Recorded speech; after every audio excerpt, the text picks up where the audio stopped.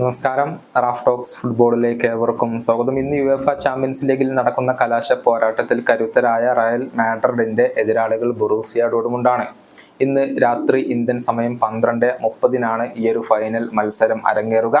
ലണ്ടനിലെ പ്രശസ്തമായ വെംബ്ലി സ്റ്റേഡിയത്തിൽ വെച്ചുകൊണ്ടാണ് ഈ കലാശ പോരാട്ടം നടക്കുക. 15ാമത്തെ യുവേഫ ചാമ്പ്യൻസ് ലീഗ് കിരീടം ലക്ഷ്യം വെച്ചുകൊണ്ടാണ് റയൽ മാഡ്രിഡ് ഇന്ന് കളിക്കളത്തിലേക്ക് ഇറങ്ങുന്നത്. നിലവിൽ റയലിന് തന്നെയാണ് കിരീട സാധ്യതകൾ കൽപ്പിക്കപ്പെടുന്നത്. പക്ഷെ ഒരു കാരണവശാലും നമുക്ക് ബൊറൂസിയ ഡോർട്ട്മുണ്ടിനെ എഴുതിത്തള്ളാൻ കഴിയില്ല എന്നതാണ്.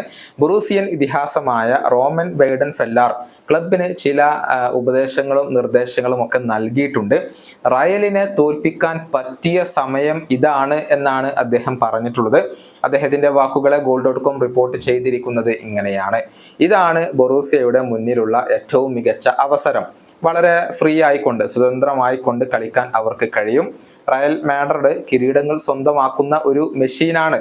പ്രത്യേകിച്ച് യുവേഫ ചാമ്പ്യൻസ് ലീഗിന്റെ കാര്യത്തിൽ ഡോർട്ട്മുണ്ടിനെ ആരും തന്നെ ഫേവറേറ്റുകളായി പരിഗണിക്കുന്നില്ല. പക്ഷെ ഇതാണ് അവരുടെ മുന്നിലുള്ള ഏറ്റവും വലിയ അവസരം. കൂടാതെ ഭാഗ്യവും ഒരു നിർണായക ഘടകമാണ്.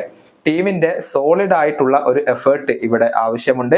PSG പൂട്ടിയ പോലെ റയലിനെയും പൂട്ടേണ്ടതുണ്ട്. അവരുടെ വ്യക്തിഗത മികവുകൾ പുറത്തെടുക്കാൻ നമ്മൾ അനുവദിക്കരുത്, പ്രത്യേകിച്ച് വിനീഷ്യസ് ജൂനിയറെ പോലെയുള്ള താരങ്ങളെ. എന്നാൽ നിങ്ങൾക്ക് വിജയിക്കാൻ കഴിയും. ഇതാണ് ഈ ജർമ്മൻ ക്ലബിന് അവരുടെ ലെജൻഡ് നൽകിയ ഒരു ഉപദേശം.